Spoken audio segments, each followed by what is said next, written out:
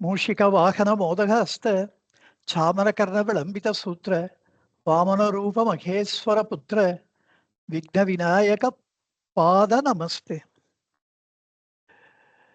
ஐந்து கரத்தனை ஆனை முகத்தனை இந்தின் இளம்பிறை போலும் எயிற்றனை நந்தி மகந்தனை ஞான கொழுந்தினை புந்தியில் வைத்து அடி போற்றுகின்றேனே. திருச்சிற்றம்பலம்.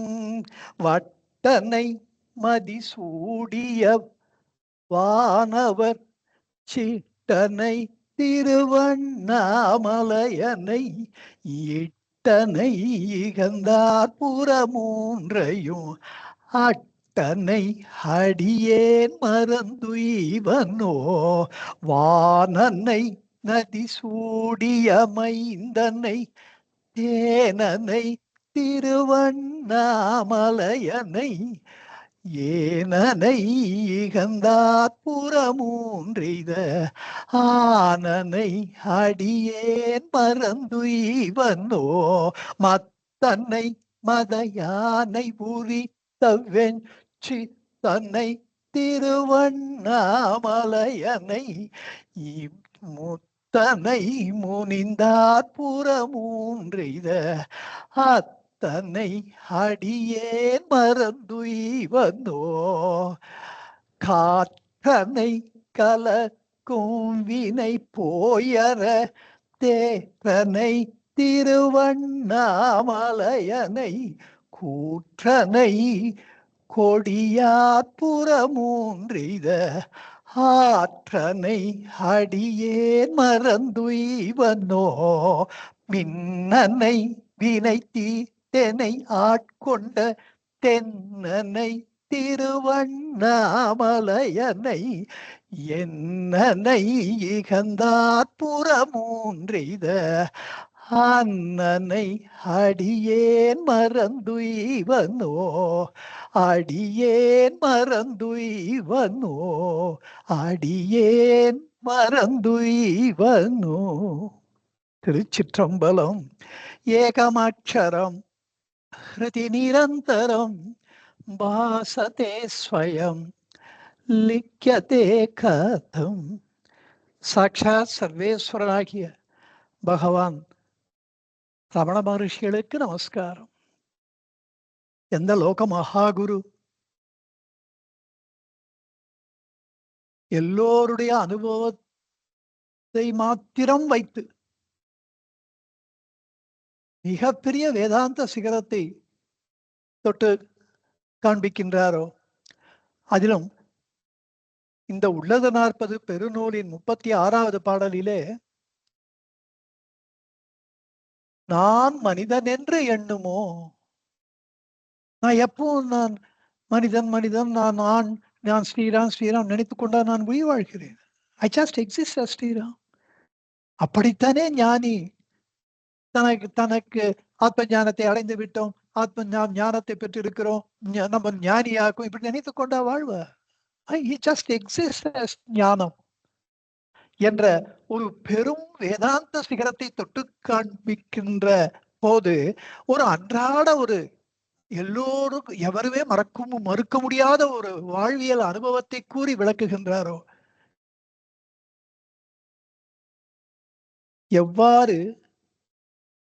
எப்படி இதையெல்லாம் விளக்குவது என்பது இயலாத காரியமோ, அப்படி விளக்கவே இயலாத ஒரு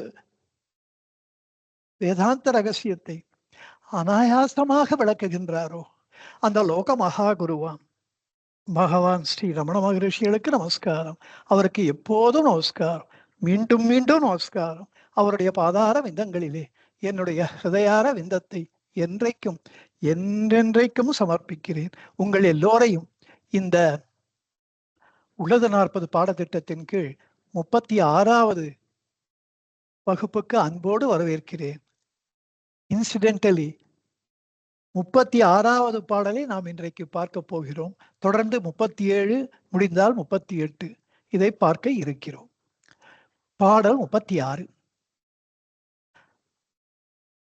சென்ற பாடலிலே சித்திகளை பற்றி சொல்லி ஒரு வேதாந்த சிகரத்தை தொட்டு காண்பித்தார். அதை போன்று மற்றொரு வேதாந்த சிகரத்தை இந்த பாடலிலே அவர் சுட்டி காட்டுகிறார். நாம் உடல் என்று எண்ணின் அல்லது நாம் என்று எண்ணும் அது நாம் அதுவாய் நிற்பதற்கு நற்துணையேயா என்றும் நாம் அது என்று எண்ணுவதே நான் மனிதன் என்றெண்ணுமோ நாம் அதுவாய் நிற்கும் அதனா.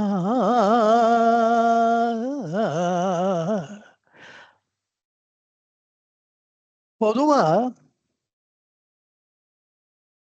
இந்த ஆத்ம ஞானத்தை அடைய வேண்டும் என்று ஆசைப்படுபவர்கள் காலங்காலமா பகவான் இந்த நான் யார் என்ற விசாரத்துக்கு இவ்வளவு முக்கியத்துவம் கொடுத்து நமது கவனத்தை அதற்கு திருப்புவதற்கு முன்னாலே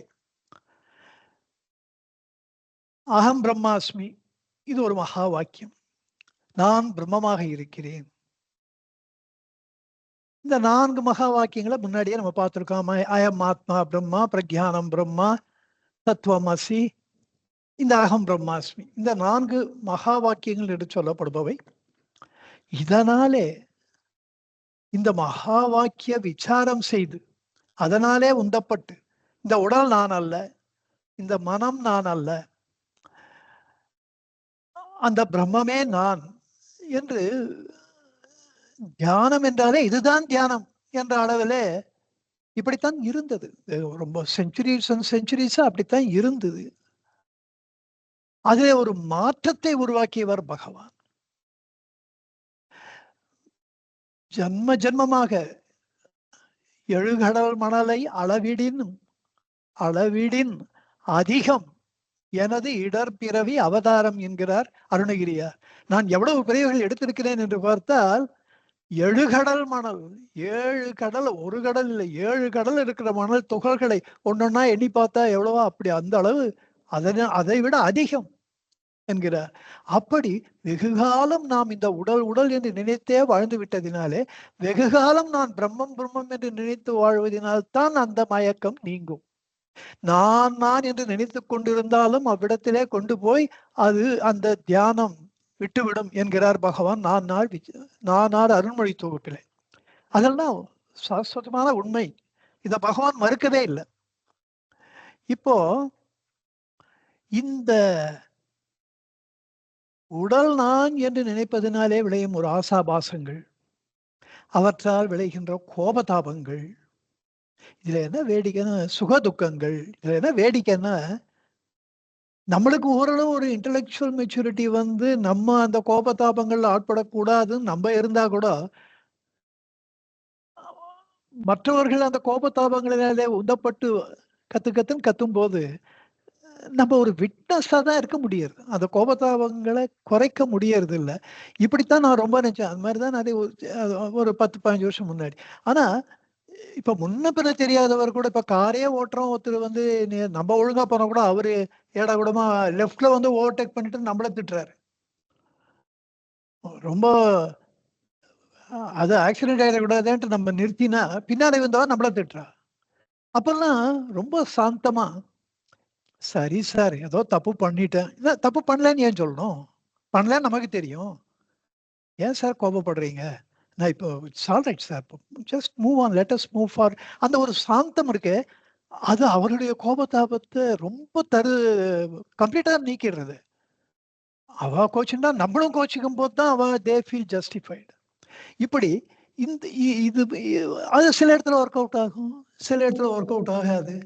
அப்போ நம்ம கொஞ்சம் பேலன்ஸ் லூஸ் பண்ணாம, சரி பகவான் இன்னைக்கு நம்மள திட்டு வாங்கணும்னு வச்சிருக்க, ஒரு இடத்துல போனா மரியாதை பண்ற, ஒரு பேலன்சிங் ஆக்ட் வரணுமா வேண்டாமா லைஃப்ல? இப்போ இது மாதிரி ஒரு பேலன்சிங் பண்ற. After all you are an ordinary person, don't imagine too big about you. இதுக்கு பகவான் வந்து இது மாதிரி பண்ணி வச்சிருக்கார். அப்படிதான் எடுத்துக்கணும் எல்லாத்தையும். அப்படி அந்த சுக துக்கங்கள், கோபதாபங்களாவது பரவாயில்ல, அதனால விளைகின்ற சுக துக்கங்கள்,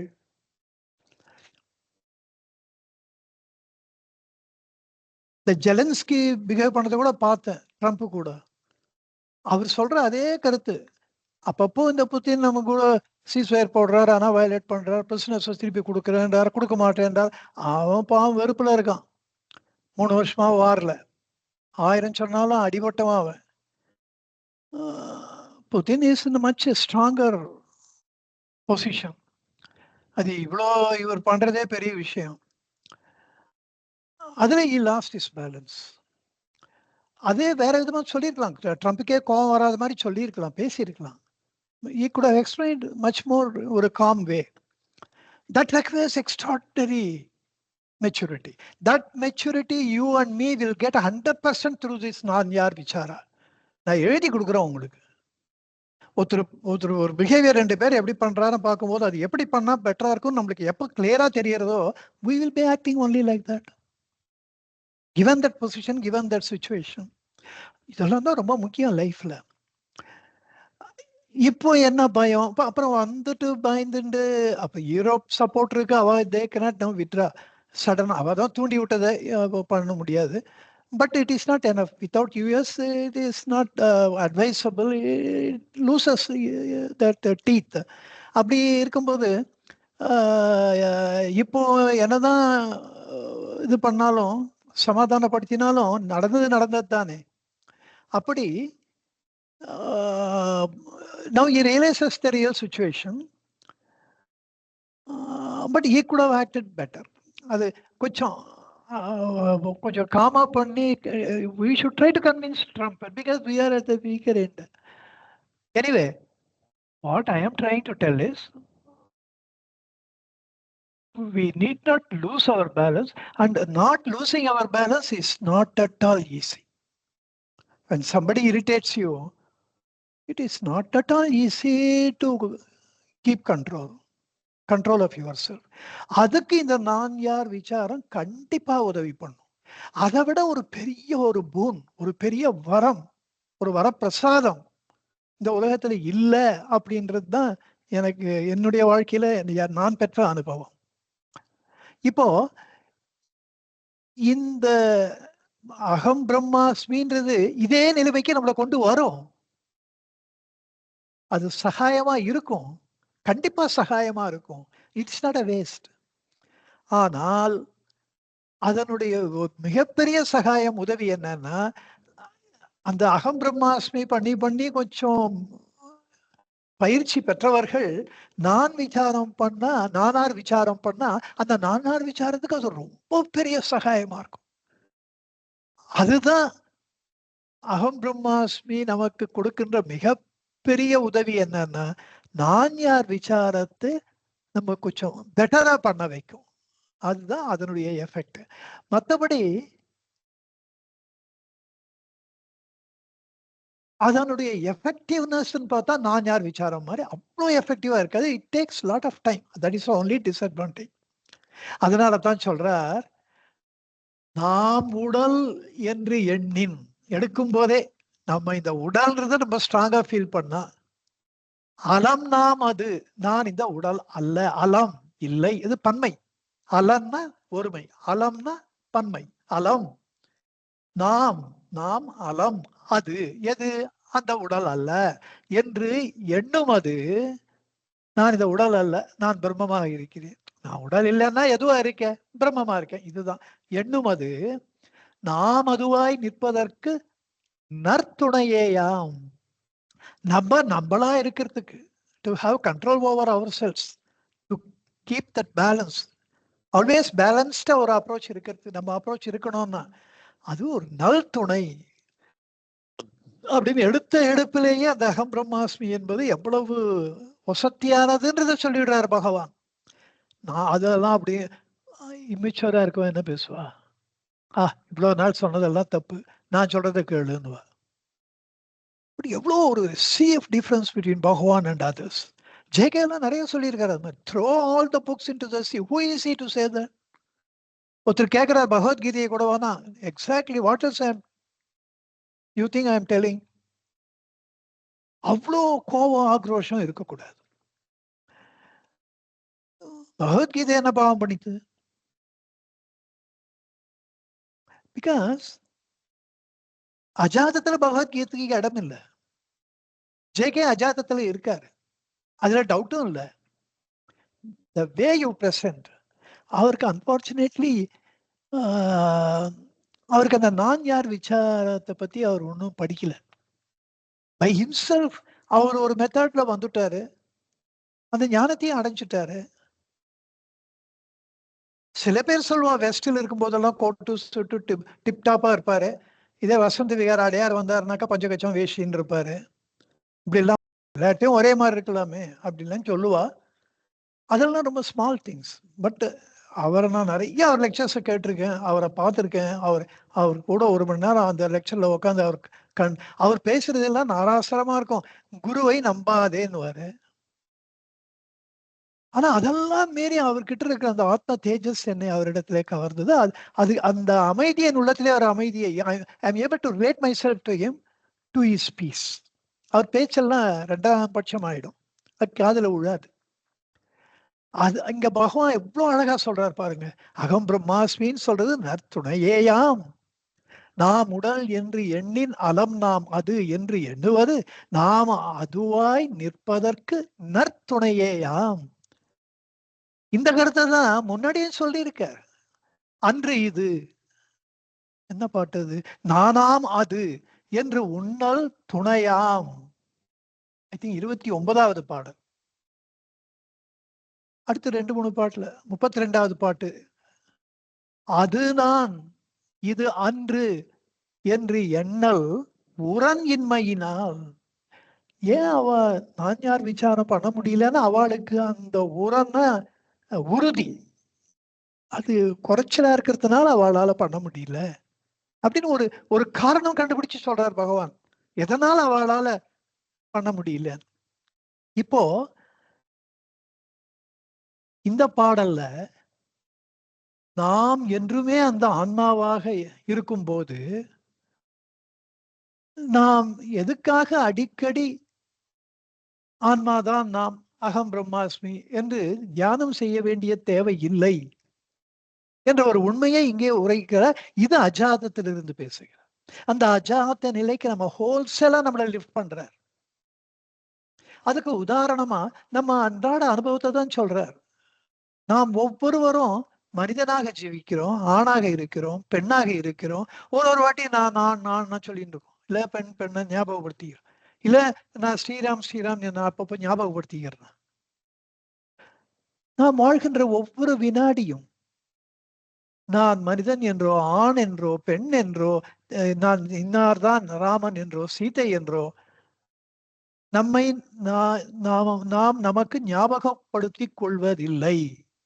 அதுக்கு அவசியமும் இல்லை, அதனாலதான் அந்த வேலையை நம்ம பண்றது இல்லை.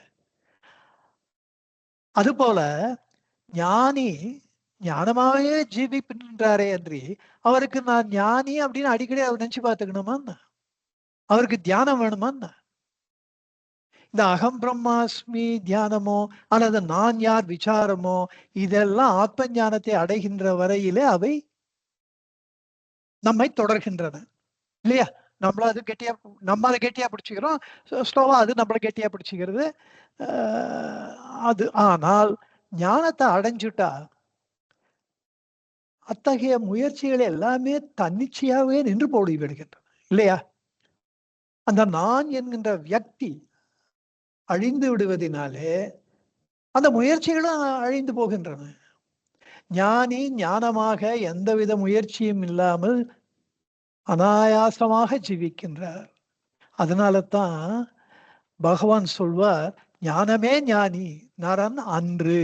ஒரு ஞானியை பார்க்கும்போது மனித உருவிலே இருக்கிறார் என்ற அந்த மனித உருவை மட்டும் நீ பார்க்காதே, அவர் எங்கும் பறந்து எதிலும் இருந்து எல்லையற்ற நான் இதுவே என்றாரு முற்பாடல்ல. உடல் நானே உணர்வு இல்லார்க்கு உள்ளார்க்கு உடலளவாம் நான் தன் உணரார்க்கு உடல் உள்ளே தன்னுணர்ந்தார்க்கு எல்லையற தானொளிரும் நான் இதுவே, எல்லையற தானொளிரும் நான் இதுவே, ஈதாகும் இன்னவர்தம் பேதம் ஈதென் இது எண் என்று சொல்ற இல்லையா? அப்படி இந்த ஞானி எப்பொழுதும் சகஜான்ம சமாதியிலே சகஜான்ம நிஷ்டையிலே சகஜான்ம முக்தியிலே, விதேக முக்தியிலே, ஜீவன் முக்தி அல்ல விதேக முக்தியிலே எப்பொழுதும் இருந்து கொண்டிருப்பதை அவர் உணர்ந்தவாறு இருக்கிறார். இந்த அனுபவத்தை பகவான் இன் இஸ் ஓன் இன்எமிட்டபிள் வே சொல்றாரு.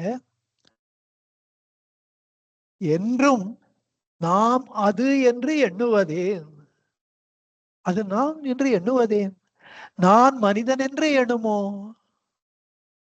நாம் அதுவாய் என்றும் நாம் அதுவாய் நிற்கும் அதனால் என்ற பாடலை நிறைவு செய்கிறார். இப்போ இதனால என்ன நம்மளுக்கு புரிஞ்சுக்கிறோம்னா, ராமசாமி தன ராமசாமின்னு அபியாசிக்க இயலாததை தூய தமிழ்ல சொன்னா உங்களுக்கு கொஞ்சம் வருஷமா இருக்கும். இப்ப ராமசாமி நான் ராமசாமி ராமசாமின்னு நினைச்சுக்க முடியல. கயிறு தான் அது, பாம்பு இல்லைன்னு தெரிஞ்ச அப்புறம் மறுபடியும் அது கயிறு கயிறு நம்ம சொல்ல வேண்டிய அவசியம் இல்லை. அதே போல மாத்தி சொல்றேன் பாருங்க, திருப்பி பாம்புன்னு நினைச்சுக்க முடியாதது சாதாரண பொருள். இந்த பாட்டுல நமக்கு கிடைக்கின்ற விசேஷ பொருள் கயிறுன்னு தெரிஞ்ச அப்புறம் அது கயிறு மறுபடியும் மறுபடியும் அதை சொல்லிட்டு இருக்கணுமா? அதை தான் கேட்கிறாரு பகவான். இந்த நுட்பம் உணரப்பட வேண்டிய நுட்பம். அப்படி இந்த அகந்தை பொய்மையை நீக்கி தன்னை ஞானியாக ஒருவன் உணர்ந்து விட்டால், அப்படிப்பட்ட ஞானி முக்தன், முக்தி அடைந்தவன், நான் பிரம்மம் என்று பயிற்சி செய்ய இயலாமல் போகிறான். அவனால முடியறதில்லை. ஏனென்றால் என்றும் நாம் அதுவாய் நிற்கும் அதனால். அது கடைசி வரி. என்றைக்கும் எப்போதும் நாம் அதுவாய் அந்த பரமாத்மா வஸ்துவாய் இருப்பதனால அது முடியறதில்லை. இந்த இடத்துல எனக்கு ஒரு ஞாபகம் வருது. பாகவதத்துல ஜடபரதர் நாட்டுல வசிக்கிறதுக்கு பயந்துட்டு காட்டுக்கு போயிடுறாரு. ஏன்னா திருப்பி ஏதாவது பந்தங்கள், போன ஜென்மத்துல ஒரு மான் மீது பற்று வைத்து அதை வளர்த்து இழத்து கடைசியில மானாவே பிறந்துட்டார்.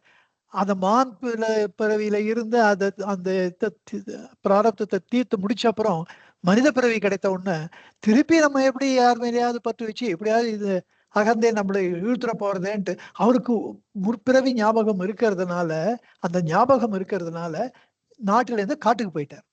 அங்க காய் கனி அப்படி பண்ணிட்டு அதை சாப்பிட்டுட்டு அப்படி இருந்துட்டு இருக்கார். அப்ப அந்த வழியில ரகுகுணன்ற மகாராஜா பல்லக்குல உட்காந்துருக்கா. அந்த வழியில போறார். அவர் தூக்கிட்டு பல்லக்கு தூக்கிகள் போறார். அந்த பல்லக்கு தூக்கிகளுக்கு ஒரு தலைவன். திடீர்னு ஒருத்தருக்கு உடம்பு சரியில்லாம போயிடுறது. அப்ப இந்த காட்டுல சும்மா உட்காந்துருக்கிறத பார்த்தாரு அவர். அப்ப நீ சும்மா தானே உட்காந்துருக்க, ராஜாவுக்கு பல்லக்கு தூக்கணுவா? போய் தூக்குறார். அப்படிப்பட்ட ஜடபரதர் போன்ற ஞானி, அதனால்தான் அவருக்கு ஜடபரதர்னே பேர். உடல் இருந்தா கூட அது ஜடமாவே வச்சுட்டாரு அவர். அவரு இது ஈஸ்வர சித்தம் அப்படி இருக்கு, இந்த பல்லக்கு தூக்கணும்னு இருக்கு, தூக்குறார். கீழே பார்த்து பார்த்து நடக்கிற பூச்சி எல்லாம் மிதிக்காம அப்ப பல்லக்கு ஆடுறது. ஒரு வாட்டி ராஜா சொல்றார், 2 வாட்டி சொல்றார், 3வது வாட்டி பல்லக்கு ஆடணும்னா ராஜா கோபம் வந்துடும். அந்த சிவிகை தூக்கிகள், இந்த பல்லக்கு தூக்கிகளுடைய தலைவனை பார்த்து, உன்னை இப்ப தண்டித்தே தீருவேன், எவ்வளவு வாட்டி சொல்றது உனக்கு அப்படின்னு கோச்சிக்கிறார். அப்போ இத்தனை நேரம் நீங்க சொல்ல போதெல்லாம் தப்பு என் பேர்ல போட்டுண்ட ராஜாவே, தப்பு எங்க பேர்ல இல்ல, புதுசா ஒருத்தர் இன்னைக்கு வந்திருக்கான், அவன் பண்ற தப்புனால நாங்க எல்லாம் திட்டு வாங்குறோம். யார் அதுன்னு பாக்குறாரு. ஜடபரதரை பார்த்த உடனே ரொம்ப கேலியா சொல்றார், பாவம், காட்டுல சரியா சாப்பாடு இல்லாம ரொம்ப இழைச்சு போயிருக்க, நீ ரொம்ப வயோதிகனாகவும் இருக்க, அதனாலதான் பல்ல தூக்க முடியாம சரியா தூக்க முடியாம கஷ்டப்படுற போல இருக்கு. உன்னால இவ்வளவு பேர் கஷ்டப்படுறோம், உன்னை தண்டித்தே தீருவேன் அப்படின்னு கோச்சிக்கிறார். அப்போ ஜடபரதர் சொல்ற, ராஜன், அரைத்த மாவை எவரே அரைப்பர், பிசைந்த மாவை எவரே பிசைவர். ராஜாக்கு ஒரு மின்னலை போல ஞானம் தாக்கியது. ஒருத்தர் ஞானி ஆயிட்டாரு, இனிமே இந்த உலக வாழ்க்கையில என்ன கஷ்டப்பட்டு அவர் மேலும் ஞானியாக முடியும்? அதைத்தான் அவர் சொல்றார். மாவை அரைச்சி வச்சிருக்கு. யாராவது முட்டாள்தனமா அரைச்ச மாவு எடுத்து போய் யந்திரத்துல போட்டு மறுபடியும் அரைப்பார்களா? எவராவது மாவை பிசைஞ்சு வச்சிருக்கு சப்பாத்திக்கு ரெடியா, அப்ப போய் நான் மறுபடியும் எனக்கு பொழுது போல சும்மா தானே இருக்கேன், நான் இந்த வேலையை பண்றேன் அப்படின்ட்டு அந்த பசஞ்சு மாவை மறுபடியும் பசைவார்களா? யாருமே பண்ண மாட்டா. ராஜா, நீங்க அந்த காரியத்தை பண்றீங்களே, இனிமே என்னை தண்டித்து நான் எந்த விதத்துல உயர போகிறேன்? இதுக்கு மேல நான் எந்த உயரத்துக்கு போக போகிறேன்? பக்குவப்பட போகிறேன்? சாஷ்டாங்கமா இவ்வளவும் நான் உங்களுக்கு அர்த்தம் சொல்றேன். ரகுகுடன் மகாராஜா புரிஞ்சுட்டார். அவர்லாம் அவ்வளவு ஒரு பக்குவமான ஒரு சீடர். சாஷ்டாங்கமா காலில் விழுந்து, தேவரீர், நீங்கள் யார் என்று யான் அறியேன், என்னுடைய குற்றத்தை மன்னிக்க வேண்டும். ஒருவேளை அவருடைய குரு வசிஷ்டர், நான் என்னுடைய குருவை பார்க்க போயின்னு இருக்கேன், அந்த குரு தான் இப்படி வந்து என்னை சோதிக்கின்றீர்களோ, தாங்களாகவே வந்து என்னை தடுத்தாட்கொண்டீர்களோ, நான் செய்த பாக்கியம் என்ன? ஆனால் மக்கள் தவறு செய்யும் போது நான் தண்டிக்காமல் இருப்பதற்காகவா ராஜாவாக இருக்கிறேன்? எவ்வளவு அழகாக, எவ்வளவு பணிவா. அதுதான் பகவான் இந்த பாட்டுல சொல்றார். பிசைந்த மாவை எவரே பிசைவர், அரைத்த மாவை எவரே அசைவர், அலம் நாம் என்று எண்ணுமது அகம் பிரம்மாஸ்மி என்று தியானிப்பதற்கு உதவும். அதாவது அந்த ஞானத்தை அடைந்து விட்டால் அதுக்கு மேல இந்த தியானத்தினாலே என்ன பிரயோஜனம்? அப்படியும் ஒருத்தன் தியானம் பண்றேன்னு யாரும் பண்ண மாட்டா. அப்படி பண்ண அது பிசைந்த மாவை பிசைவதுதான், அரைத்த மாவை அரைப்பதுதான். அவ்வளவு ஒரு அற்புதமான வேதாந்த சிகரத்தை இந்த பாட்டிலே பகவான் நமக்கு தொட்டு காண்பிக்கின்றார். இப்போது நான் அகம் பிரம்மாஸ்மின்னே தியானம் பண்றார் அஜ்ஞானி, ஒருத்தர் பண்றார் சாதகன். அதனால உடலினுடைய பொய்மை அவருக்கு விளங்குகின்றது, ஆன்மாவினுடைய மகத்துவம் பெருமை அவருக்கு விளங்குகின்றது, அறிவுபூர்வமாக இதை அறிந்து கொள்ள முடிகிறது. இத பரோட்ச ஞானம் என்பார்கள். ஆன்மானுபவம் அபரோக்ஷ ஞானம். அபரோக்ஷம் பரோட்சம் உங்களுக்கு அர்த்தம் எல்லாம் தெரியும். ஐம்புலன்களின் மூலமாக, மனதின் மூலமாக அடையப்படுவது பரோட்ச ஞானம். இவற்றை அப்பாற்பட்டு இருக்கின்ற ஆத்ம ஞானத்தை அடைவது அப்படி அடையப்படுகின்ற ஆத்ம ஞானம் அபரோக்ஷ ஞானம். ஆனா பரோட்ச ஞானம்ன்றதே ஒரு மிஸ்னமர் இல்லையோ, அப்படி தோன்றது. பரோட்ச ஞானம் ஏன் சொல்ல வேண்டிய அவசியம் என்ன இருக்கு? அது ஞானம் இல்லை. ஆனா உலகியல் சாஸ்திர ஞானத்துக்காக கத்து கொடுக்கணும்னா அபரோக்ஷ ஞானத்துக்கு எதிர்ச்சொல் ஆன்டானிம் இது பரோட்ச ஞானம். பரோட்சம் என்பது என்றைக்குமே, பரோட்ச அறிவு என்றைக்குமே அறிவாகாது. அத பரோட்ச அஜானம் தான் சொல்லணும். ஆனா அப்படி யாரும் சொல்றது இல்லை, பரோட்ச ஞானம் தான் சொல்றோம். இப்படி இந்த பரோட்ச ஞானத்தை பத்தி குருவாச்சிக கோவையில இது ஏன் அப்படி சொல்றாருன்னா, இதுக்கு ஏன் ஒரு இம்பார்ட்டன்ஸ் கொடுக்கிறார் பகவான்னா, நாம் உடல் என்று எண்ணின் அதனால் அறியப்படுவது அத்தனையும் பரோட்ச ஞானம். அலம் நாம் என்று எண்ணுவது அது நான் இல்லேன் என்றது, நான் பிரம்மம் இந்த உடல் அல்லன்னு எண்ணுவது அவ்வளவு இந்த பரோட்ச ஞானமாக இருந்தாலும் அது விரும்பத்தக்கது அப்படின்றதுக்காக சொல்றார். He defends actually that. அது நற்துணையே யாம், அதனால அது போற்றத்தக்கது. அது மாதிரி குருவாச்சகோவை 529வது பாடல்ல மத்தமலவாதனை தாம் மாண்ட அபரோக்ஷான்ம சுத்த ஞானத்தால் தொலைவதால் மெய்த்தாபம் காணல் நீராலே கழியினும் உயிர்த்தாபம் பொய்யா ஆன பரோக்கத்தால் அரும். அர்த்தம் சொல்றேன், நீங்க இந்த கட்டுரை எழுதி நான் அனுப்பும் போது நீங்க டீட்டெயிலா படிச்சுக்கோங்க. மத்த மனவாதனை, இந்த உன்மத்தம், மத்தம்னா பைத்தியம், பைத்தியம் பிடிச்ச இந்த அகந்தை பைத்தியம் பிடித்த இந்த வாதனை தான் மாண்ட, அது அழிந்து போகின்ற, அதை அழித்து விடுகின்ற அபரோக்ஷான்மானுபூதியினாலே, அந்த அபரோக்ஷான்ம ஞான சுத்த ஞானத்தால், அபரோக்ஷான்ம சுத்த ஞானம் அபரோக்ஷான்ம ஞானம்னோ இவர் சுத்த ஞானம்ன்றார் இதுல. அதனால அது தொலைகிறதுனால, அந்த பரோட்ச ஞானம் தொலைகிறதுனால மெய் தாபம், மெய்னா உடல், தாபம்னா எரிச்சல், உடம்பு எரியறது வெயில்ல, அது காணல் நீராலே அது குளிர்ச்சி அடையுமோ, அந்த வெப்பம் நீங்குமோ? நீங்காது.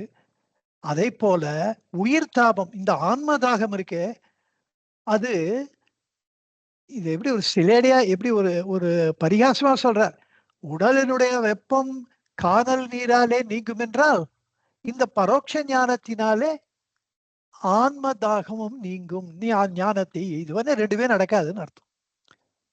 திருவாச்சி கோயிலேயே முருகனாருடைய புலமை இப்படியெல்லாம் வெளிப்படுகிறது. அது ஒரு தமிழ் இன்பம். சொல்ற விதத்தை ஒரு டென்ஜென்ஷியலா ஒரு டிஃப்ரெண்ட் ஆஸ்பெக்ட்ல ஒரு கோணத்துல சொல்றது. அடுத்த பாடலும் அதை சொல்லுகின்றது. சுத்த பரமாத்ம சுரூபானுபூதியாம் அத்துவித ஞான அபரோக்கமா பொய்த்த பரோக்க விசேடத்தால் படைத்து மொழி ஞானம் ராக்கத நல்லோர் என்றல் எய்த்து. அதாவது சுத்த பரமாத்ம ஸ்வரூபானுபூதியாம் அத்துவித ஞான அபரோக்கம், எல்லாமே அபரோக்ஷ ஞானத்தை பத்தி சொல்றதுதான். சுத்த பரமான்ம ஸ்வரூபானுபூதி, அனுபூதி, அந்த நிலையில அத்துவித ஞான எல்லாம் அத்வைத்த ஏகவஸ்துவாக இருக்கப்பட்ட அந்த மெய்ஞானத்திலே, அபரோக்ஷ ஞானத்திலே, அதனால பொய்த்த விசேடத்தால் படைத்து மொழி ஞானம், அந்த அவ்வளவு பெருசா ஒரு ஆத்ம ஞானம் இருக்கும் பொழுது அதுக்கு நேர் எதிரா பொய்மைப்பட்ட பரோட்ச அறிவை ஞானம்னு சொல்றது, பரோட்ச ஞானம் சொல்றோம் இல்லையா, அப்படி ஞானம்னு சொல்றது ராட்சசனை புண்ணிய ஜனனன் என்று சொல்வதை போல, ராக்கத நல்லோர் என்றால் எய்த்து, புண்ணிய ஜனனன்னு சொல்றது ராட்சசனை. அது ஒரு பரிகாசமா சொல்றது. இவன் மகா புட்சாலி அப்படின்னா அவன் புட்சாலி இல்லைன்றதுக்காக சொல்றது. அது மாதிரி அந்த பரோட்ச ஞானம்னு, அந்த ஞானம்னு வார்த்தை பரோட்சத்துக்கு வந்ததுக்கு காரணம் ராட்சசனை புண்ணிய ஜனனன்னு சொல்றபடியா அதுவும் இருந்துட்டு போறது. அதை you cannot take it seriously அப்படின்னு சொல்றார்.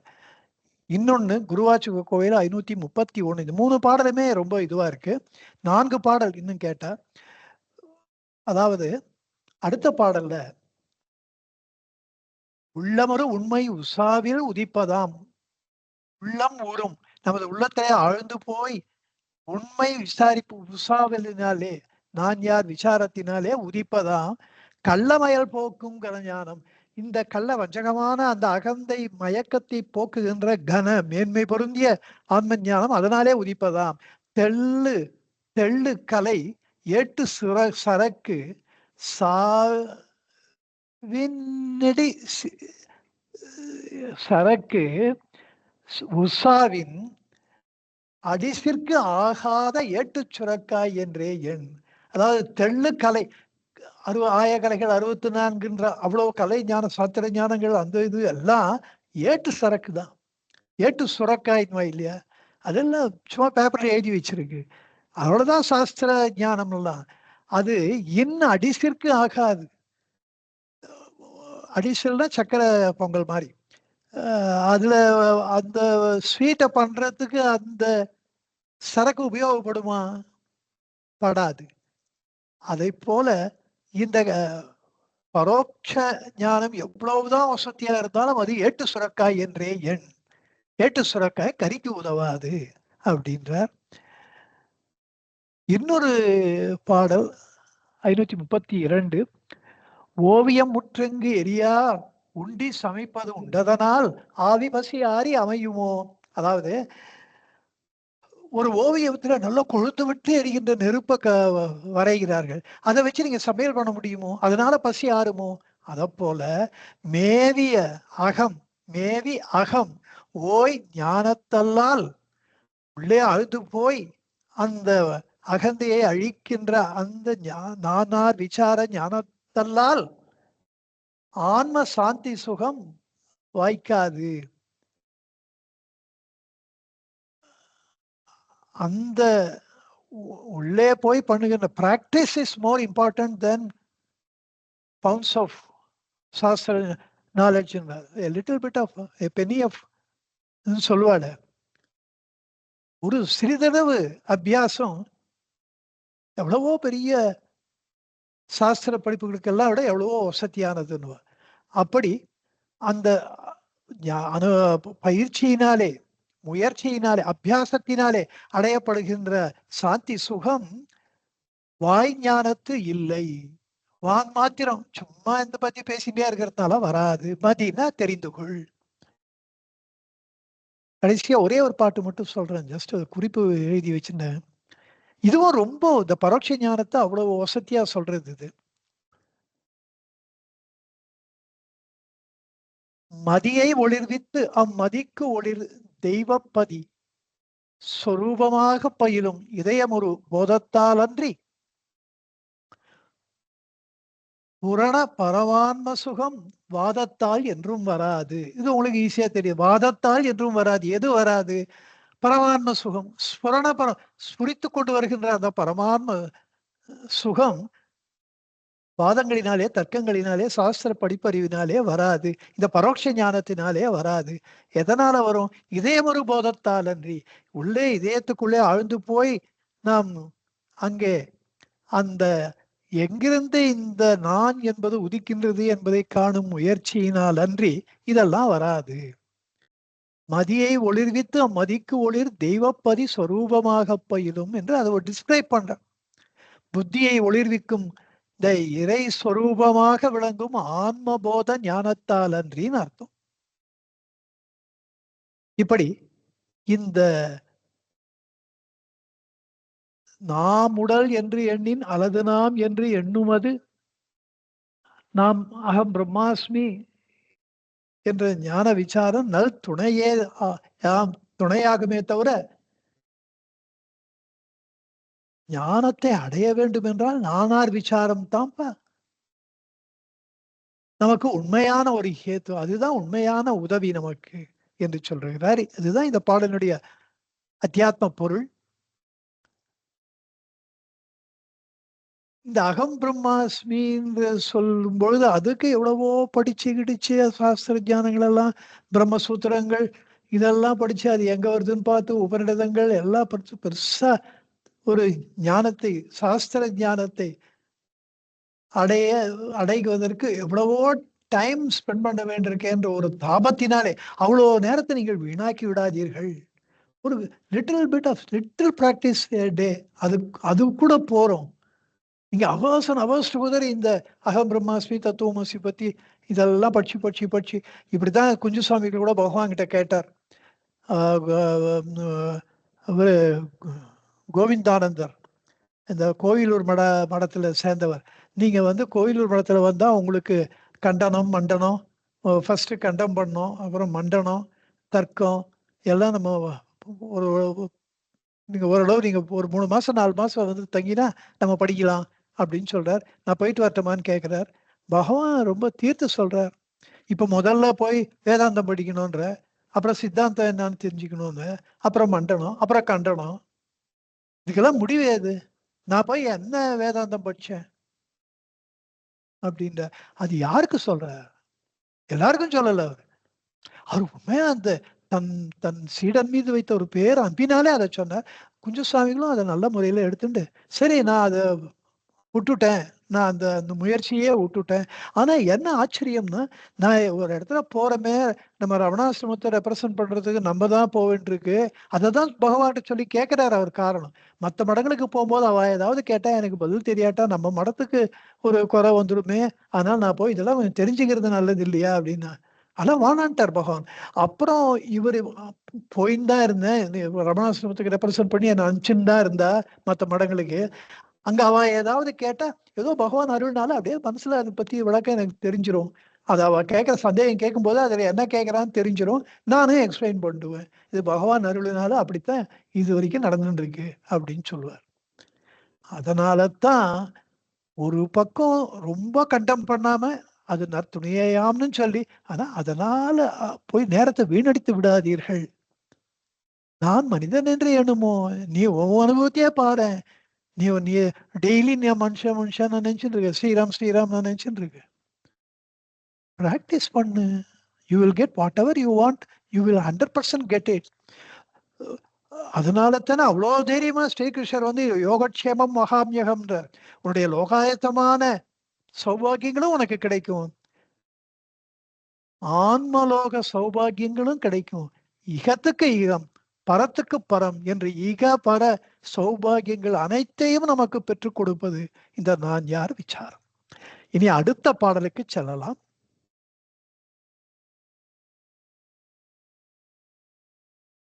இந்த பாடலிலே மற்றொரு வேதாந்த இப்பெல்லாம் வர ஒரு பாடலும் ஒரு வேதாந்த சிகரத்தை நமக்கு தொட்டு காண்பிக்கிறது. Different aspect. சித்திகள் ஒரு டிஃபரெண்ட் ஆஸ்பெக்ட், இது அகம் பிரம்மாஸ்மி ஒரு டிஃபரெண்ட் ஆஸ்பெக்ட். அதான் பெரிய பெரிய ஆஸ்பெக்ட். பாடல் 37.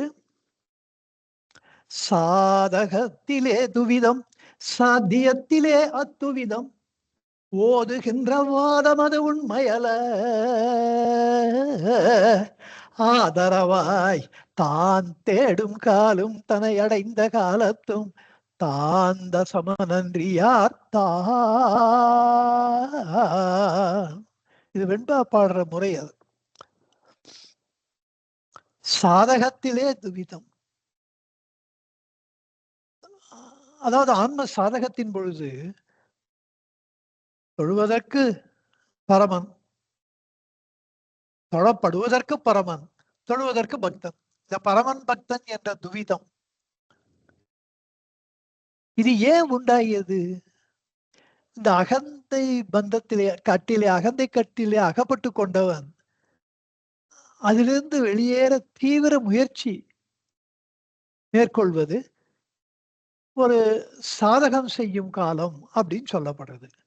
அதிலே வெற்றி பெற்று முக்தியை அடைந்து விட்டால் அந்த ஆன்மானுபூதியை அவன் அனுபவிக்கின்ற காலம் சாத்தியம் அடைந்த காலம். சாதகத்திலே துவிதம் சாத்தியம். இந்த சாதகம் சாத்தியம் ஒன்று கொண்டு நேர் எதிர்மாறானது, இருவேறு நிலைகளை குறிப்பது. சுருக்கமா நம்மளுக்கு புரிஞ்சுக்கிறதுக்கு சொல்லணும்னா சாதக காலம் சாத்திய காலம்னு சொல்லலாம். அதாவது சாதக காலம்னா விவகாரிக உண்மை, that is the relative plane. அதுல அஜானத்துல அறியாமையிலே வேலை பண்றது, செயல்படுவது. மற்றொன்று பாரமார்த்திக உண்மை, அப்சல்யூட் பிளேன், அஜாதத்துல இருக்கிறது. சாதக காலம் விவகாரிகம், சாத்திய காலம் பாரமார்த்திகம், அப்படி வச்சுக்கலாம்.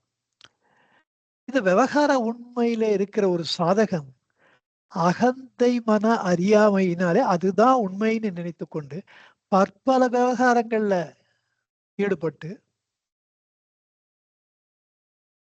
நொந்து போய் இந்த அகந்தை கட்டிலிருந்து எப்படா வெளில பெறதுன்னு யோசித்து பிறகு தான் சீடம். முதல்ல he feels humble, எனக்கு தான் எல்லாம் தெரியும் அப்படின்ற நிலைமை. அதுதான் அகந்தை நிலை. எனக்கு தெரியாதே இல்லை, நான் சொல்ற பேச்சு இவன் கேட்கறது இல்லை, என்னாலதான் இவன் முன்னுக்கு வந்தான், என்னை எதிர்த்து பேசிட்டான் பாத்தியா இவன். இந்த நான் நான் நான் என்கின்றது அந்த அகந்தை. அதிலிருந்து தன்னுடைய எளிமையை உணர்வது. நம்ம யாரு, நம்மளுக்கு என்ன இருக்கு, நம்மளாலேயா இத்தனையும் நமக்கு கிடைச்சது, நம்ம இந்த நிலைமைக்கு வரது எவ்வளவு பேர் உதவியா இருந்திருக்கிறார்கள். அப்பா அம்மா இல்லைன்னா முடியுமா, என்னுடைய ஆச்சாரியார் இல்லைன்னா முடியுமா, என்னுடைய குரு இல்லைன்னா முடியுமா. இப்படி பணிவு, அப்பதான் அவன் சீடனாகிறான். அப்ப தனக்கென்று ஒரு குரு, அந்த குருவினுடைய உபதேசத்தை காதுல வாங்கிட்டு அதற்படி ஒரு சாதகம் செய்யறது, அந்த ஒரு பயிற்சி, அதனால அடையப்படுகின்ற அஷ்டமா சித்திகள். அந்த சித்திகளை அஷ்டமா சித்திகள் அடைந்தாலும் இன்னும் அந்த பூரண சித்தி ஞான சித்தி கிடைக்கலையேன்னு இயங்குதல். விஸ்வாமித்திரர் மாதிரி தீவிர முயற்சி பண்ணிட்டு இருக்கும் போது மேனையினிடத்துல மனதை பறி கொடுத்த பிறகு அவ பயந்து போறா. முனிவர் முழிச்சுட்ட உடனே நம்ம கண்டிப்பா பெரிய சாபம் நமக்கு காத்து கொண்டிருக்கின்றதுன்னு தான் அவ பயந்து போறா. தேவேந்திரன் சொல்லி இந்த தப்பு பண்ணிட்டான்றா. அப்போ விஸ்வாமித்திர சடனா அவ்வளோ கோவக்காரரு, தப்பு என் பேர்ல தாம்மா இருக்கு, சரி நீ போ அப்படின்னு விடுறார்.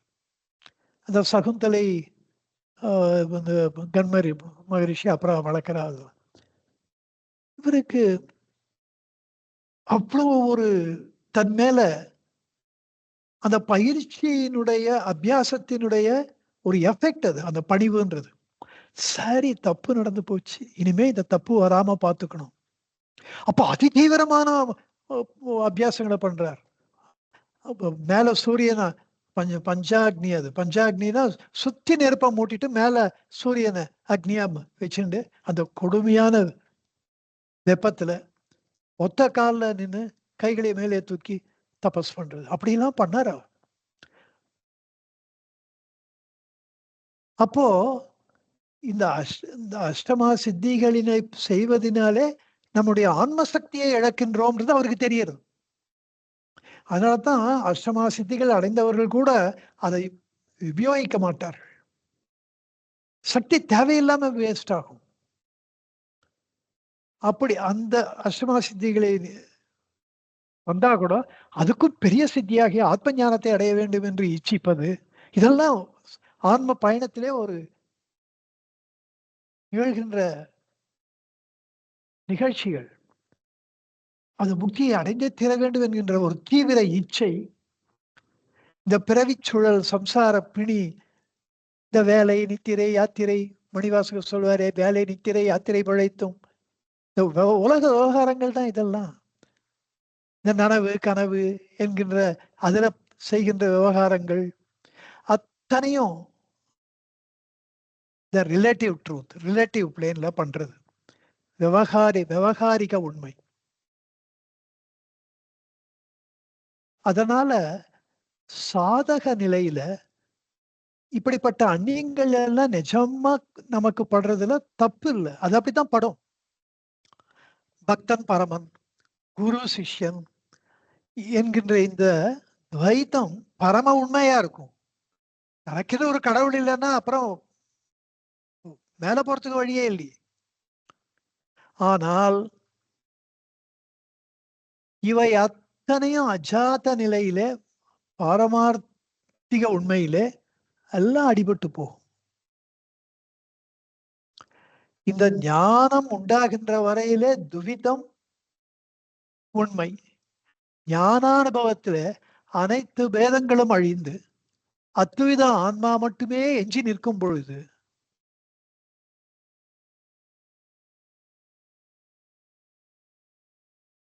திருக்குறள்ல வள்ளுவர் பெருமான் அதனை சொல்றார். நுண்ணிய நூல் பல கற்பினும் உண்மை அறிவே மிகும். வள்ளுவருக்கு மிஞ்சின ஞானி இல்லை. கடைசியா உனக்கு எஞ்சி நிற்பது இந்த ஆன்ம உண்மைதான் நிற்கும்.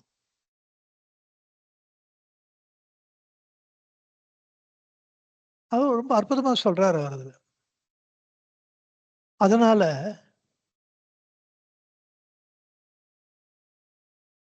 இது ஆத்ம ஞானத்தை அடைந்த பின்பு, ஆனா அந்த ஆத்ம ஞானத்தை அடைகின்ற வரையிலே இந்த துவைத்தம் என்பது பொய் அப்படின்னு எப்படி சொல்ல முடியும் இல்லையா? ஆத்ம ஞானம் அடைஞ்சிட்டா சொல்லலாம், அடையாதப்பவே எப்படி சொல்ல முடியும்? இதெல்லாம் பொய் அப்படின்னு எப்படி சொல்ல முடியும்? இவையெல்லாம் உண்மை அல்ல அப்படின்னு எப்படி சொல்ல முடியும்? முடியாது. இதுதான் விசிஷ்டாத்வைதம். பக்தன் பரமன் என்ற இரண்டுல தான் ஆரம்பிக்கிறது ஆன்மீக வாழ்க்கை. ஆனா அந்த பக்தன் பரமனோடு ஒன்று கலக்கும் பொழுது இறுதியில ஒன்னாயிடுறது. இந்த ராமானுஜர் கூட ஆதிசங்கர பகவத்பாதாளருடைய அந்த பகவத்கீதை பாஷ்யம் அத ஒரு சினாப்சிஸ் கொடுக்கிறார், ஒரு பிரிஸ்கிரைட்டிங் மாதிரி பண்ணியிருக்கார் இவருடைய பாஷ்யத்தை ஆரம்பிக்கிறதுக்கு முன்னாடி. ஆதிசங்கரர் இப்படி இந்த அத்வைத்தத்தை பத்தி, இந்த பகவத்கீதை இந்த அத்வைத்தத்தை பத்தி தான் சொல்றது அப்படின்னு அவர் அதை நான் படிக்கும்போது நான் ஆச்சரியப்பட்டேன். இவ்வளோ கிளியர் நாலேஜா இவருக்கு அத்வைத்தத்தை பத்தி. அதனால தான் அவர் விசிஷ்டாத்வைத்தம்னு ஒரு சமரசம் பண்ணார்.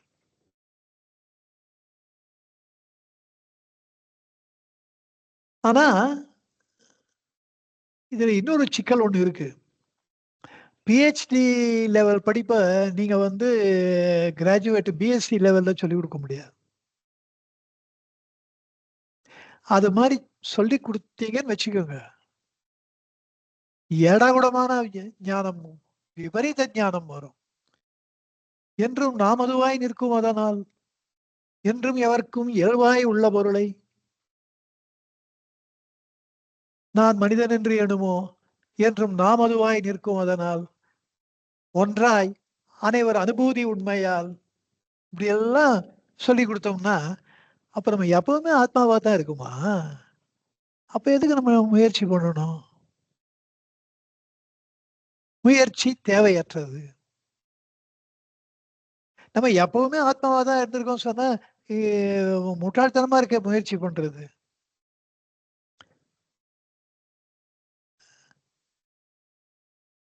People like this, they will talk endlessly like this, with the result they will indulge in escapism. They will indulge in negative சாந்தி. இதை விட ஒரு விபரீதம் ஒரு மனுஷனுக்கு நிகழவே முடியாது. இது மாதிரி இருக்கவள நம்ம கன்வின்ஸ் பண்ணவும் முடியாது. இன்டெலெக்சுவல் அழகா பேசுவா. ஒரு ட்ரெயின் போடின்னு இருக்கு, ஒரு கப்பல் போயின்னு இருக்கு, நம்ம அதுல ஏறிக்காம இருக்கிறதுன்றது இம்பாசிபிள். நம்ம அதுல தானே போயின்னு இருக்கோம். அதை அங்க கொண்டு போய் அக்கறையில கொண்டு போய் சேர்க்க தானே சேர்க்கும். அதை யாராவது நிறுத்த முடியுமா? So they will talk such intellectually justifiable way that actually they will not do what is needed of them. இப்படி ஒரு வரட்டு வேதாந்தம் பேசி இவர் சொல்றாரு, தாருவானத்தில் தாபம் செய்திருந்தவர் பூர்வ கர்மத்தால் உந்தி பெற போக்காரை போயினர் உந்தி பெற. முருகனார் சொல்றாரு தாருகவனத்து ரிஷிகளை பத்தி, போக்கரை போயினர், வழிதவறி போயினர். எப்படி போனோம்னு தெரியல. இப்படி வரட்டு வேதாந்தம் பேசி தன்னையும் கெடுத்து கொண்டு கூட இருப்பவர்களையும் கெடுத்து விடுவார். இந்த வரட்டு வேதாந்தத்தினுடைய ஒரு ஆஸ்பெக்ட் தான் கம்யூனிசம். கேட்கறதுக்கு ரொம்ப நல்லா இருக்கும். டோட்டலா வரட்டு வேதாந்தம் தான். பிராக்டிக்கலா ஒர்க் அவுட்டே ஆகாது. ஆனா கேட்கறதுக்கு எங்க அதிபர் சொல்வார், if you are not a communist at the age of 20, you are unfit to live. But if you have not come out of communism at the age of 40, you are unfit to live. இப்படிதான் சொல்லுவார். அப்படி இந்த வரட்டு வேதாந்தம்ன்றது one should be extremely careful. அதனால தான் விவேக சூடாமணியில குருவானவர் சிஷ்யனுக்கு சொல்றார், நீ மிக தகுந்த பாத்திரமாக இருப்பதனாலே உனக்கு நான் இந்த மாபெரும் ஆத்ம ஞானத்தை உனக்கு நான் சொல்லிட்டேன், ஆத்ம ஞானத்தை உனக்கு அனுபவமாக்கி விட்டேன் சிஷ்யனே. Now you have become independent. You can graduate yourself into guru for others. ஒரு தீபம் 10 தீபங்களை ஏற்றுவதை போல இது. உன்னை நான் இங்கிட்ட இருந்து ரிலீஸ் பண்றேன். நீ உன் மனம் போகின்றபடி, மனம் போற போக்குப்படி போய் பக்குவைகளுக்கு இந்த அத்வைத ஞானத்தை போதிப்பாயாக. பக்குவர்களுக்குன்ற அது ரொம்ப இம்பார்ட்டன்ட். பக்குவமற்றவர்களுக்கு அத்வைத்த ஞானம் சரிபட்டு வராது. You should never mix the absolute truth with the relative truth. The truth absolute should never be shared with those in relative plane. அந்த அளவுல, அதாவது விவகாரிக நிலையில இருப்பவர்களுக்கு, இந்த சாதகர்களுக்கு பாரமார்த்திக போதனைகள் கூடாது. இப்ப நினைச்சு பாருங்க, இந்த மாதிரி ஒரு உண்மை இருக்கிறதுனால பக்குவம் மற்றவர்களுக்கு உயர்ந்த போதனைகள் தகாது என்பது, அதுதான் துவைதம். அப்ப துவைதத்தை சொன்ன ஆச்சாரியாள்கள்லாம் ரொம்ப வசதியானவர்கள் தானே. அவ சொல்றதுல ஒரு ஆழ்ந்த உண்மை இருக்கிறது தானே.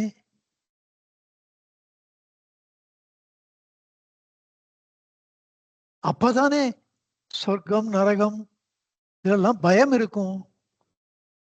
அந்த பயம் இல்லாதவர்கள் எவ்வளவுனா தப்பு பண்ணிட்டு இருப்பாளே. உச்சம் கூட அதை பத்தி லட்சியமே இல்லாமல் கண்மூடித்தனமான ஒரு வெறியோடு they will amass wealth through any means. ஒரு தயவு தாட்சண்யம் கருணை ஒரு மனிதனாக இருப்பதற்கே அவர்கள் தகுதியற்று போவார்கள். அப்படிப்பட்டவர்கள் எப்படி கடவுள் நிலைக்கு அவர்களை உயர்த்தி கொள்வது? ஆத்ம இதெல்லாம் சுத்தமா விட்டே போயிடுமே. such people, if you pursue mindlessly such things, அப்படிலாம் நடந்துன்னு தானே இருக்கு இப்போ. அந்த பயம் வேணும். அதுக்குத்தான் துவைத்தம் வேணும். உமாச்சி கண்ணை குத்திரும், அத நம்புற கூடிய காலம் ஒண்ணு இருக்கு. அத நம்ப வேண்டிய அவசியம் இல்லை என்ற காலம் ஒன்று அப்புறமா இருக்கு. அது முதல்லயே போட்டு குழப்பிக்க கூடாது. சும்மா நம்மளாம் பெரியவா வந்து உமாச்சி கண்ணை குத்திரும் நம்மளை ஏமாத்திட்டா அப்படி, அது ஏமாற்றல் இல்ல. It is the way you are groomed properly. It is one of the ways we inculcate values. The values that have sustained this great nation for the past 10,000 years or 20,000 years, we don't know. We don't know the time scale. அவ்வளோ பெரிய values இந்த பாரத தேசத்தை காப்பாத்தி கொண்டிருக்கின்ற வேல்யூஸை கத்து கொடுக்கிறது, அதுல ஸ்ட்ராங்கா ஒருத்தனை நிலைக்க வைக்கிறது துவைத்தம் தான். இததான் பகவான் சொல்ற. ஆனால் ஞானத்தை அடைஞ்சிட்டா துவைத்தம் அடிபட்டு போறது. இதை எப்படி எக்ஸ்பிளைன் பண்றது? சாதக கால, அதனாலதான் சில பேர் ஆரம்பிச்சா சாதக காலத்திலே துவைத்தம். அது வரைக்கும் நீ இதெல்லாம் அப்சர்வ் பண்ணி தான் தீரணும். 3 வேளை சந்நியாசம் பண்ணணும், நேர்மையா இருக்கணும், உன்னுடைய நாட்டு சட்டத்திட்டங்களுக்கு கட்டுப்படணும், தப்பு பண்ணக்கூடாது, நல்ல எண்ணங்களும் நேர்மையான சிந்தனைகளும் நியாயமான நினைவுகளும் உன் வாழ்க்கையில இருக்கணும், தீய பழக்கங்களுக்கு அடிமையாகாது. ஆனா பகவான் என்னைக்காவது இதெல்லாம் சொல்லியிருக்காரா? நான் யார் விசாரம் சொல்லிக் கொடுக்கும். அவர் சொல்லிக் கொடுக்க வேண்டிய அவசியமே இல்லை. இந்த சாதக காலத்திலே துவைத்தம் உண்மை, முக்தி அடைந்த அந்த சாத்திய காலத்தில அத்துவிதம் தான் உண்மை, அதுதான் இறுதி உண்மை என்ன. இந்த துவைத்தத்துக்கும் அத்வைத்தத்துக்கும் ஒரு சமரசம் செய்தார்கள். ஏகஸ்வரூபராக தனக்கு இந்த அத்வைதானுபவத்திற்கு தந்தையாக பரம பிதாவாக பிதாமகராக விளங்கிய தாய்மானவ சுவாமி இந்த துவைதாத்வித சமரசத்தை செஞ்சிருக்கார். அவர் சொல்ற பாடல், ஒரு பாடலை சொல்லியிருக்கார். அப்பொருளும் ஆன்மாவும் ஆரண நூல் சொன்னபடி தப்பில்லா சித்தொன்றான் ஜாதியினால் எப்படியும் பேரு அத்துவிதம் சிவாகமே சொல்லு நிட்டை ஆறுமிடத்து அத்துவிதமாம். அதாவது அப்பொருளும் அந்த பிரம்மமும், ஆன்மான்னு ஜீவான்மா, சைவ சித்தாந்தத்தெல்லாம் ஆன்மான்னா ஜீவான்மா தான். அங்க பதின்னுவா, ஆத்மாவை பரமாத்மாவா பதின்னுவா.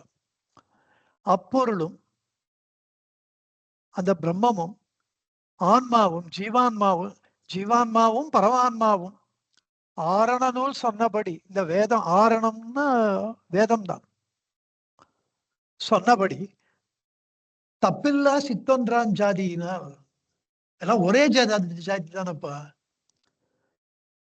பரமாத்மாவும் ஜீவா இருக்கும் இயற்கையால் ஈச ஜீவர்கள் ஒரு பொருளே ஆவர்.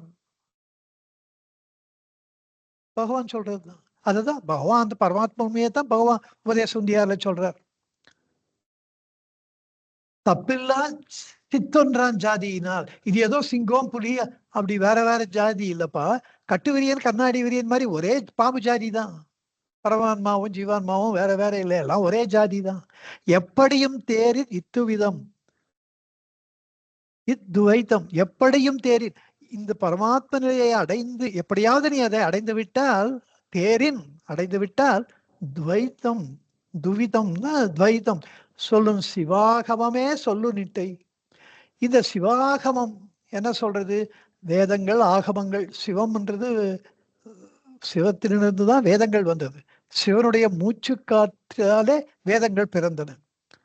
அப்படி அது வேதங்கள் அப்புறம் ஆகமங்கள் இவைகள்லாம் நமக்கு சுட்டி காட்டுகின்ற நிஷ்டை ஆறுமிடத்து அந்த நிஷ்டையை போய் சேர்ந்தால், சகஜான்ம நிஷ்டையை போய் சேர்ந்தால் அத்துவிதமாம் என்று அவர் சொல்லுகிறார். இவ்வாறு முதல்ல துவைத்தத்தில் ஆரம்பிக்கிறது, ஆனா அத்வைத்தம் தான் என்று நிலைத்து நிற்கின்றது. இவ்வாறு அஜ்ஞானியாகிய ஜீவான்மா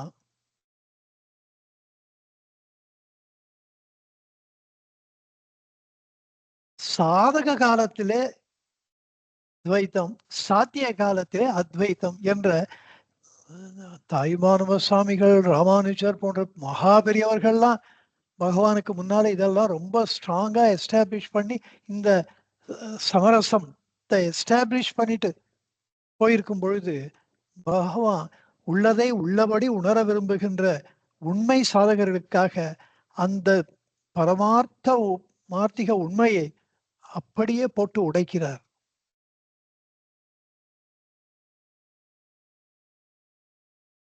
சாதகத்திலே துவைத்தம், சாத்தியத்திலே அத்துவிதம் ஓதுகின்ற வாதம் அது உண்மையால. டைரக்டா சொல்லிடுறாரு. அது அர்த்தம் இல்லை அது மாதிரி பேசுறது. அது அஜாத்த நிலையில இருந்து சொல்றாருன்னு நம்ம புரிஞ்சுக்கணும்.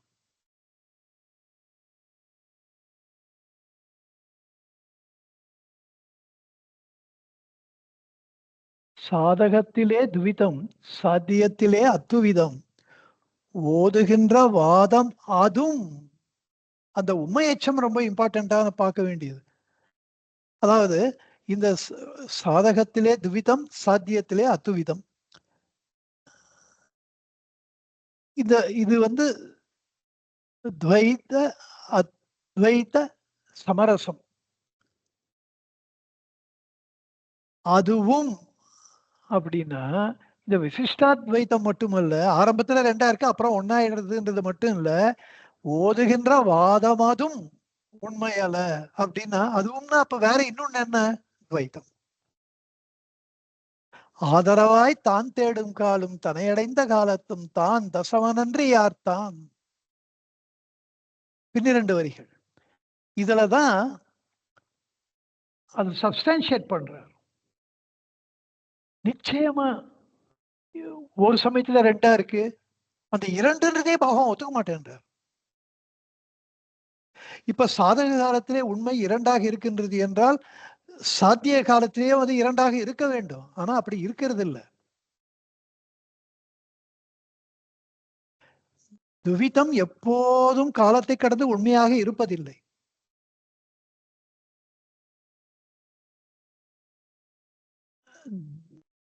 இரண்டு என்பது எப்பொழுது அழிகின்றதோ, அதற்கு எப்பொழுது அழிவு இருக்கின்றதோ அது நிலைத்த வஸ்துவும் அல்ல. இப்படி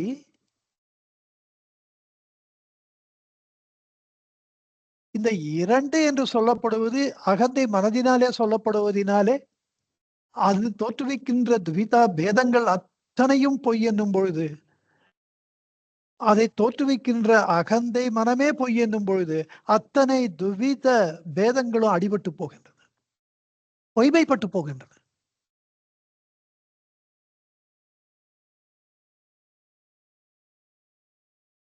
உண்மை நிலையோ அத்வைத்தமாய் என்றும் அடையப்பட்டதாய்,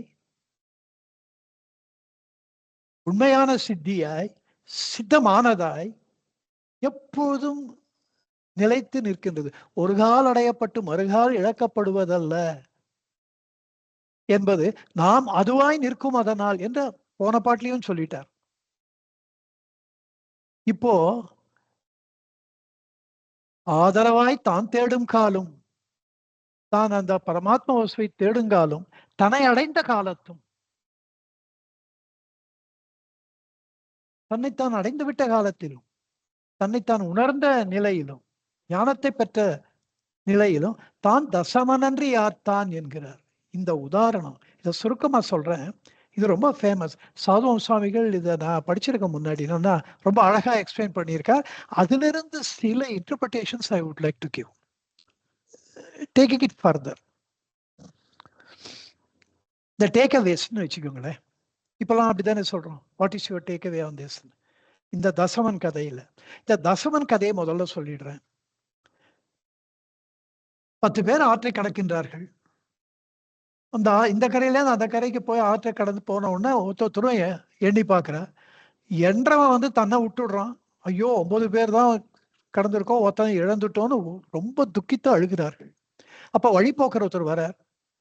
என்னப்பா இவ்வளோ கஷ்டப்படுறீங்க, என்ன ஆச்சுன்ற விஷயத்த புரிஞ்சுக்கிறார். உடனே ஒரு தடியை ஒண்ணு எடுத்து 9 பேரையும் ஒருத்தங்கிட்ட கொடுத்து, நீ எல்லாரையும் இதை அடிச்சு எண்ணுன்றார். அவன் அடித்து எண்ணு 9ன்றான். அப்போ அந்த தடியை வாங்கி அவனையே அடிச்சு 10ன்றார்.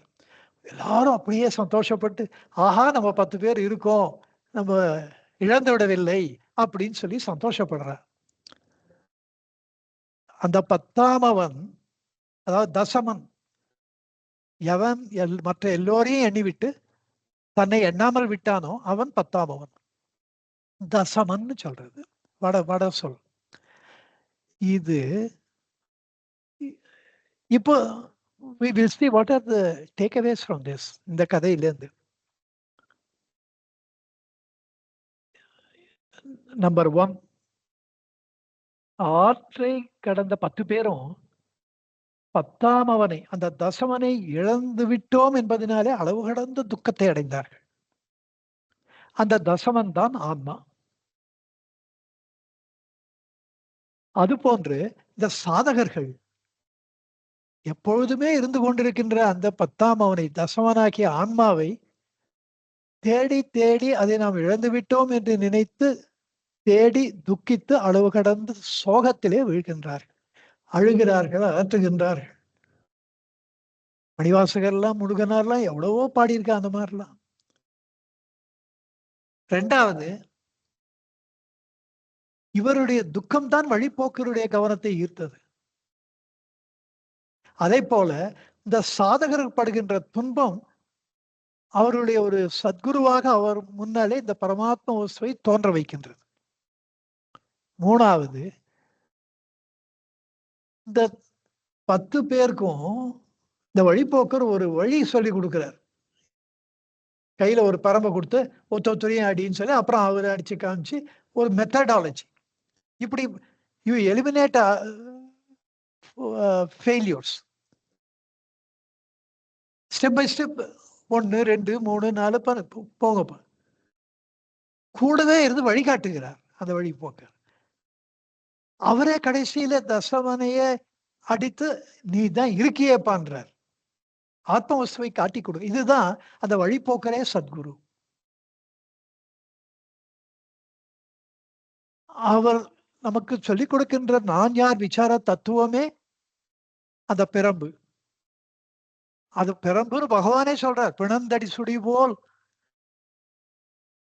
தானும் அழியும் இந்த எண்ணம், நான் யார் என்ற எண்ணம் அதுவும் அழிந்து போகும். எண்ணங்களே அற்ப நிலையில நீ போய் சேர்ந்து விடுவாய் அப்படின்னு சொல்றார். அந்த ஆன்மீக பயணத்திலே படிக்கு படி பக்கத்திலே இருந்து நம்மை கை தூக்கி விடுகிறார் பகவான். அப்படி அந்த வழிபோக்கரை போல. 4வது, இந்த 10 பேரும் அளவு கடந்த துக்கத்தை அனுபவித்தவர்கள் அதற்கு நேர் extreme opposite, other end, extreme எண்ட்ல அளவு கடந்த பேர் ஆனந்தத்தை ஆத்மானந்தத்தை அடைகிறார்கள். எல்லையற்ற ஆன்ம பேரானந்தத்தை மூழ்கி போய்விடுகிறார்கள். இப்படித்தான் சாதகர்களும் அவருடைய துக்கங்கள் அத்தனையும் ஒரு முடிவுக்கு வந்து நிரந்தரமான துக்க கலப்பற்ற சுகத்தை அந்த சத்குருவின் அருளினாலே அடைகிறார்கள். இந்த அளவு கடந்த துக்கம் அளவற்ற ஆனந்தமாக மாறுகின்ற அந்த தருணம் ஜீவன் முக்தி. இந்த தசமனை கண்டுபிடித்து விட்டோம் என்ற அந்த க்ஷணத்திலே ஏற்படுகின்ற அளவு கடந்த ஆனந்தம், அது அவர்கள் கொஞ்சமாக அவர்களிடையே பேசி பழகி அவர்கள் மறுபடியும் முன்போல சகஜமா 10 பேரும் ஆகி விடுவது விதேக முக்தி. அந்த ஆனந்தம் சகஜமாதல். 10 பேர்களும் இந்த வழிபோக்கை முன்ன பின்ன தெரியாது. ஆனால் அவரிடத்திலே ஒரு அளவு கடந்த அன்பை வைத்தார்கள், நம்பிக்கையை வைத்தார்கள். அப்படி சாதகர்களும் தங்களுடைய சத்குருவினிடத்திலே முன்ன பின்ன தெரியாது, அது இவர்தான் சத்குருன்னு மனசுல பட்டுடுறது. அது மனசுல அவர்களை குருவாக ஏற்றுக்கொண்டவரிடத்துல எல்லையற்ற அன்பையும் எல்லையற்ற நம்பிக்கையும் அவர்கள் வைக்கிறார்கள். இந்த 6வது, இந்த 10 பேர் தசமனை தேடும் பொழுது அவன் இல்லாம போனானா, அல்லது அவர்கள் தேடி கண்டுபிடித்த பிறகு புதிதாக முளைத்தானா? ரெண்டுமே இல்லையே.